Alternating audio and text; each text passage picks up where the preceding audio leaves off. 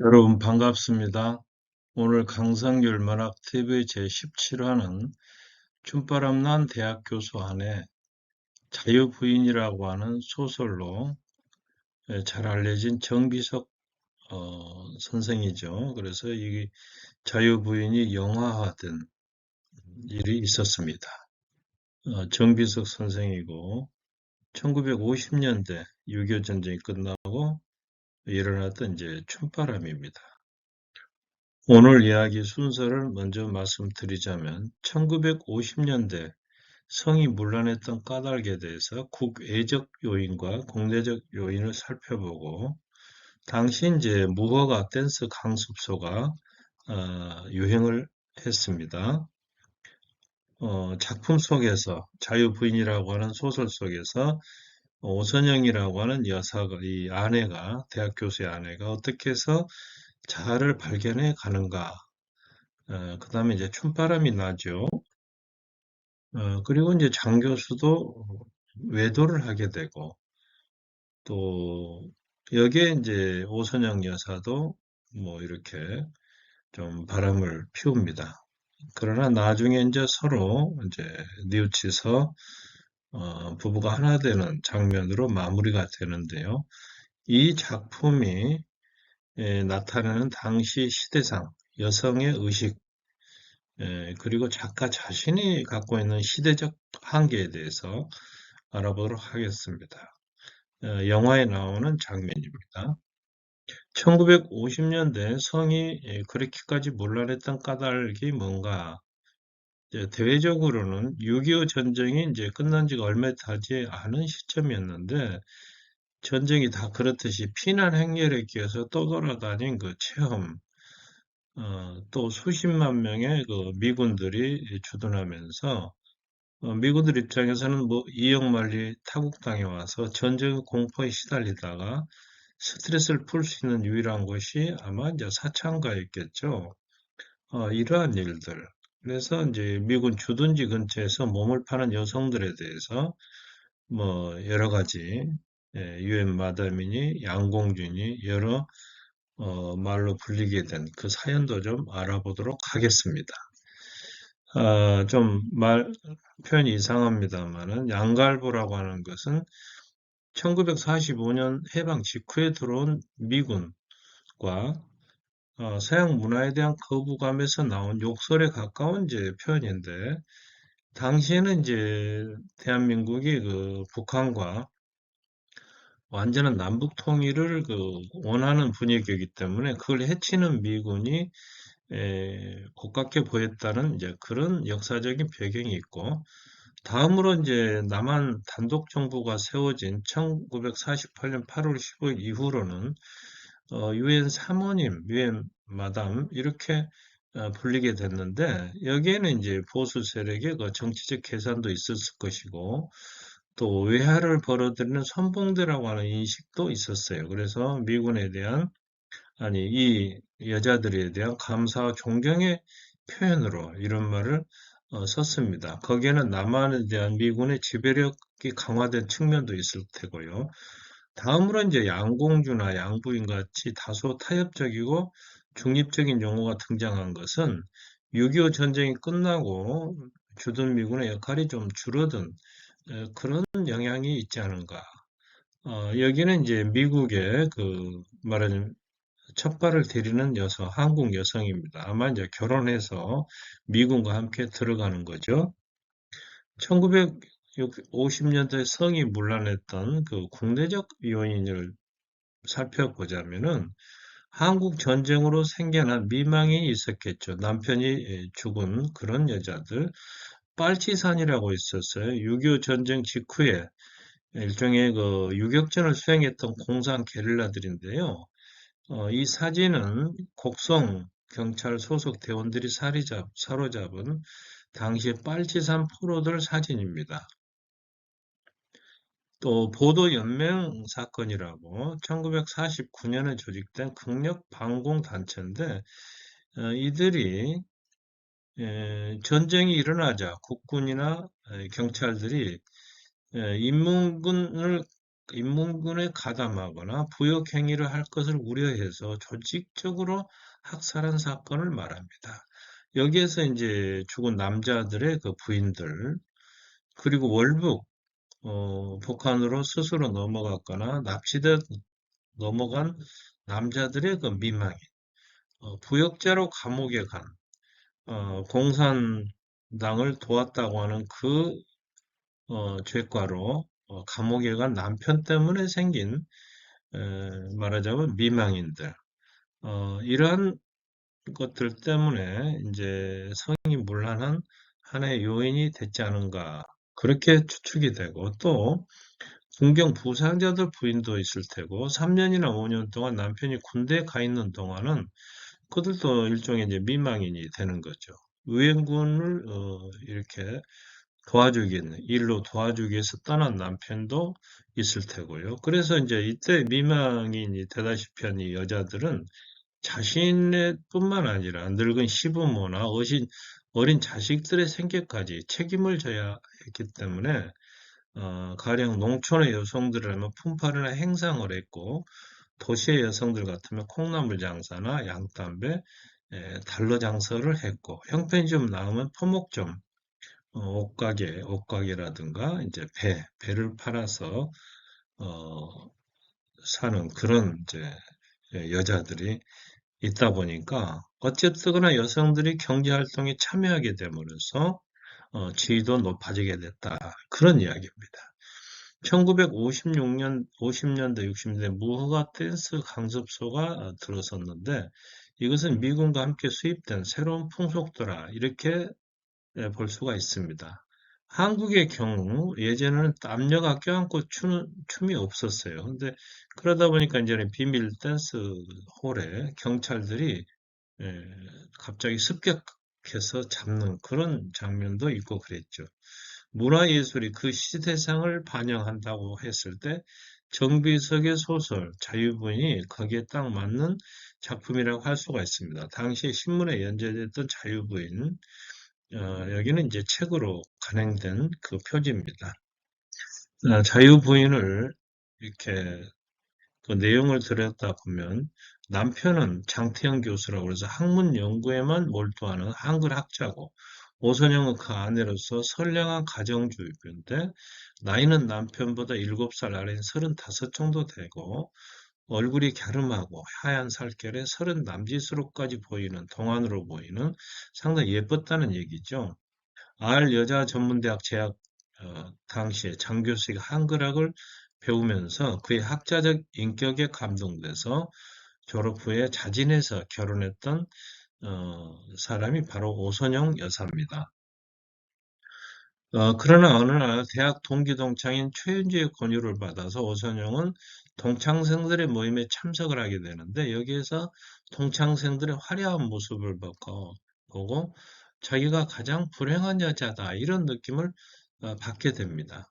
학교의 즐거움을 누리자면 댄스도 배워야 되고 식모도 둬야 되고 택시라도 탈 만큼 경제적인 여유가 있어야 한다 이렇게 느끼고, 이때부터 오선영은 한태석 사장의 부인, 이 기생 출신 이월선이라는 여자가 경영하는 화장품 가게 파리양행에 취직을 합니다. 이 한태석 사장이라는 인물은 국회의원인 그 오선영의 오빠에게 정치 자금을 댔다고 하는 그 인물입니다. 자, 그래서 파리양행에 취직을 하고 보니까 그 월급 3만 원을 받게 됐는데, 대학을 세 군데나 나가는, 그러니까 아마 시간 강사라고 봐야죠. 남편 월급에 해당하는 금액이 되더라 그 말입니다. 3만 원 정도가. 그러니까 이제 여기서는 뭐 시간 강사일 수도 있고, 요즘에 뭐 전임 교수일 수도 있겠네요. 자아의 재발견. 가게를 운영하면서 원선영은 자기 자신을 재발견하게 되는데, 육체미라든가 사교술, 사업 수완 등 누구에게도 뒤지지 않을 자신이 있는데 그걸 몰라주는 것은 남편뿐이더란 얘기입니다. 차라리 죽어주기나 했으면 이런 생각조차 할 정도가 됐는데, 그러면서 오선영 여사는 자유가 그립구나 이런 생각을 늘 하게 됩니다. 영화 포스터죠. 드디어 이제 춤바람이 나는데요. 사교춤을 선망하는 오선영은 대학생과 춤바람이 나는데 상대는 옆집 하숙생 신춘호입니다. 모 대학 영문과라고 하지만은 학교에는 별로 나가지 않고 춤만 추러 다닌다는 소문이 난 그 청년인데, 자, 이런 대목이 나옵니다. 소설에는 오선영 여사는 허리를 껴안기자 기분이 이상 야릇하게 흥분되었다. 자, 이제 이 아들의 이야기입니다. 엄마가 어젯밤 이 방에서 옆집 대학생하고 댄스를 했는데, 아버지도 댄스 할 줄 알아? 이렇게 이제 물어보니까, 일종의 이제 이 장 교수가 생각할 때는 고자질이죠. 이 어린 아들의 고자질을 듣고 있던 장태현 교수의 얼굴이 뭐 편할 수가 없겠죠. 그래서 장 교수도 이제 외도를 하게 됩니다. 미모의 영문 타이피스트인 박윤무에게 이제 호감을 갖게 되는데, 여자 편에서 전화를 걸어서 먼저 만나자고 자청을 하니까 장 교수가 흥분을 하게 됩니다. 그러나 갑자기 박은미가 결혼하자 이 장태현은 절망감에 빠지고 마는데요. 드디어 이제 두 사람의 이제 외도로 가정 파탄의 지경까지 이르게 됩니다. 오선영 여사는 신춘호의 손에서 빠져나오려고 하지만은 신춘호는 놓아주기는커녕 두 팔을 움켜잡은 채 마담 하고 신음마듯 울부짖게 되는 겁니다. 오선영을 유혹하여 가정 파탄의 직전에 이르게 한 이 신춘호는 그러나 오선영 오빠의 딸인 명옥이와 가까워지고 어느 날 두 사람은 미국 유학을 간다고 발표를 하게 되자 질투와 절망감에 사로잡힌 오선영은 이 신춘호에 대한 복수를 꿈꾸게 됩니다. 화금에 서방질한다는 표현이 있죠. 이 충혈된, 흥분된 오선영의 눈에 들어온 사람은 한태석 사장인데 댄스를 통하여 관계를 다진 두 사람은 어느 날 비밀 호텔로 들어가게 되는데 그러나 결정적인 순간에 철퇴를 맞게 됩니다. 두 사람이 전등 스위치를 막 끄려고 하는 순간에 방 안으로 뛰어드는 여자가 있었으니 그는 한태석의 그 부인인 이월선 여사였습니다. 이월선은 오 여사의 머리채를 휘어잡고 우박같이 주먹을 내리치며 이 환양녀나 가게 돈을 훔쳐먹더니 남의 서방까지 빼앗아 먹으려고 그러냐 이제 이렇게 벼락벼락 소리를 치는 겁니다. 이 일로 오 여사가 이제 후회하고 뉘우치는 장면인데요. 그 사이 장태현 또한 이웃집 처녀와 놀아나다가 다만 아내보다 일찍 사태를 파악하고 오 여사 역시 아이들의 얼굴에서 자기의 잘못을 깨닫고 오 여사는 어둠 속에 나란히 서 있는 아들 형제를 꼭 껴안게 됩니다.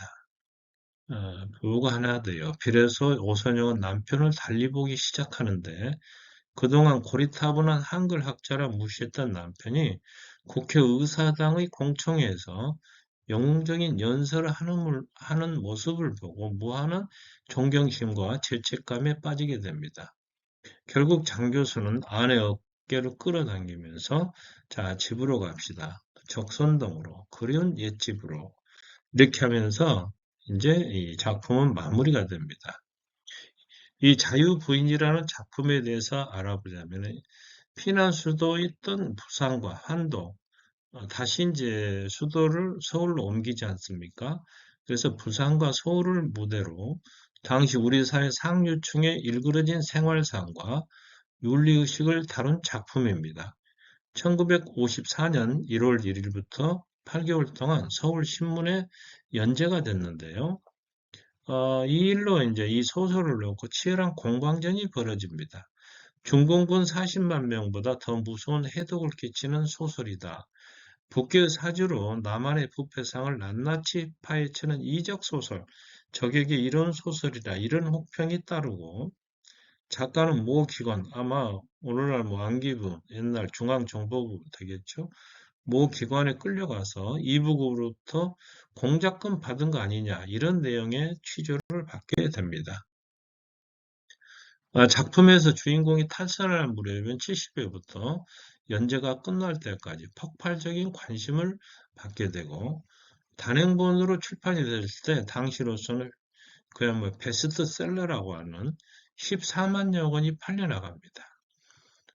그리고 1956년 한영모 감독이 제작한 영화는 또 대단한 관객이었다고 봐야죠. 당시로서는 13만 명의 관객을 이렇게 끌어모으게 됩니다. 그러나 영화는 교수 부인과 대학생의 러브씬을 삭제하고 나서야 비로소 상영할 수 있었고, 당시로서 비교적 진취적이라고 할 수 있는 한국일보의 한 칼럼에도 이런 내용이 나옵니다. 외국 영화에서 키스를 자주 한다고 한국 영화에서도 이성끼리 껴안아야 된다고 생각하면 큰 잘못일 것이다. 당시의 성문화를 짐작할 수 있는 대목이죠. 작품에 나타난 여성의식, 남성들의 성적 일탈에 대해서는 눈을 감으며 여성들에 대해서는 엄격한 잣대를 댔던 당시의 모습입니다. 남녀 차별이나 가불이 존재한다고 말할 수 있겠죠. 축척, 첩을 두는 일에 대해서는 아내가 간섭할 수 없는 일로 간주가 됐고, 투기로 치부가 돼서 오히려 여성들이 비판을 받았던 때입니다. 그러한 여성들의 반발심이 자유부인에 잘 드러나 있다. 이런 대목이 나와요. 남자끼리의 연락에, 잔치에 여자 기생이 필요하다면 여자끼리 주연에 사내 기생이 필요하다는 말도 그다지 괴이한 말은 아니다. 이상한 일은 아니다. 사내 기생이라는 것이 있기만 하다면 화대, 돈이죠. 화대로 천만금을 주더라도 내가 한번 독점해보고 싶다. 여기는 이제 오늘날 호스트바에서 여성들로부터, 여성 고객들로부터 선택받기 위해서 쭉 줄을 서 있는 남성들, 너무나 다른 시대상이라고 봐야죠. 그러나 또 작가 자신이 갖고 있는 시대적 한계가 있었습니다. 이 정비석 작가 역시 여성들의 의식화 과정에 대한 경계심을 드러내고 있는데요. 이런 이야기를 하고 있습니다. 옛날엔 남편이 외도를 하면서도 아내를 압제하였다. 그러나 오늘날 우리나라의 자유부인들은 제 멋대로 놀아먹으면서도 오히려 남편을 정치적으로 제재하려고 됐다. 여성이 취직해서 외간 남자와 접촉하는 것부터가 타락의 시작이다. 이렇게 보는 그 작가의 시각이 상당히 지금 생각하면 가부장적 태도이지 않느냐. 그런 얘기입니다. 자유로운 사상이 난무하는 가운데서도 전통적 가치관으로부터 완전히 자유로울 수 없었던 당대의 현실을 반영한 소설이 바로 자유소설이, 아니, 자유부인이지 않느냐. 그런 얘기입니다. 자, 왜냐하면 그 결말에 보면 부정부패를 일삼던 오선영의 오빠, 그 국회의원은 교도소로 가고요. 사기꾼은 파산하고 주인공 오선영도 뼈저리게 후회한다고 하는 이런 설정이 들어있거든요. 이건 이제 권선 지각적인 주제, 전통의 그 작품에 잘 드러나는 이러한 것들이 드러나 있다. 그런 얘기입니다.